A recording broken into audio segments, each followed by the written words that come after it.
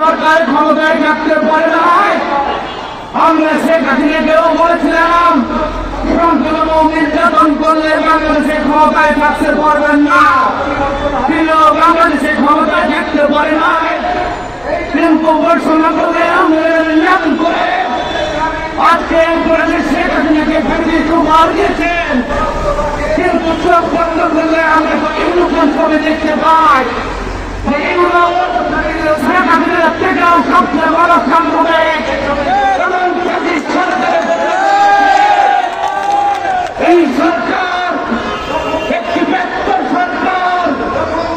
৫৩ বছরে বাংলাদেশের মানুষ এমন ব্যর্থ সরকার দেখে নাই। বাংলাদেশের মানুষ এত নিরাপত্তা নিতে মনে নয়।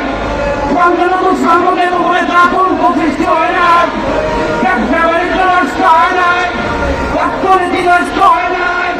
আজকে ৮ বছরে ৭২ লক্ষ বেকারিত হয়েছে, এটা পরিসংখ্যান মাত্র।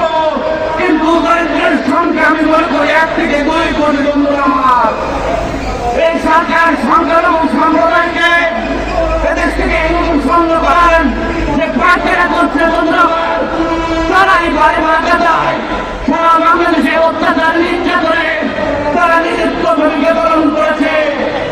আমাদের প্রিয় নেতা সিংহয় কৃষ্ণরাজ ব্রহ্মচারীকে মিথ্যা মামলা দিয়ে ছেড়ে দিয়েছে।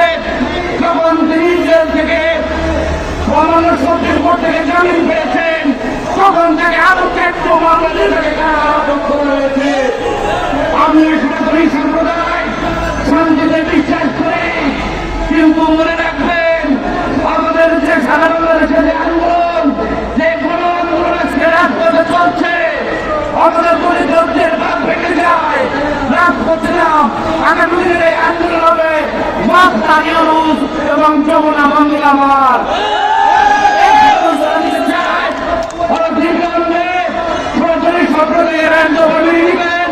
চিন্ময় কৃষ্ণদাসকে মুক্তি দিলেন। সারা বাংলাদেশের সংগ্রাম সম্প্রদায় বছরের অবৈধ পরিষদ যাদের যত ক্ষতি হয়েছে এই ক্ষতিপূরণের ব্যবস্থা করবেন।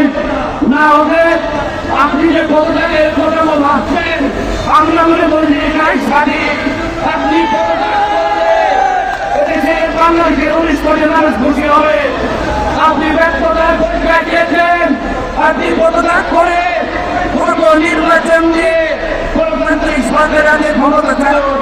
এই কথা বলে আজকের এই সমাবেশে বাংলাদেশ সুরক্ষা পরিষদ, বাংলাদেশ হিন্দু পরিষদ, বাংলাদেশ জাতীয় হিন্দু মহাজন, বাংলাদেশ সনাতন পরিষদ, বাংলাদেশ সনাতনী সংখ্যালঘু সনাতনী জোট, বাংলাদেশ জাতীয় জনতা পার্টি, বিশ্ব হিন্দু ফেডারেশন সহ বাংলাদেশের যত সংগঠন আজকে নির্বাচন করেছেন, সবাইকে ধন্যবাদ এবং কৃতজ্ঞতা জানিয়ে আগামী দিনে কঠিন আন্দোলনের মুহূর্তে যেভাবে আসবেন, আগামী দিনেও সেই কথা আমাদের সাথে থাকবেন।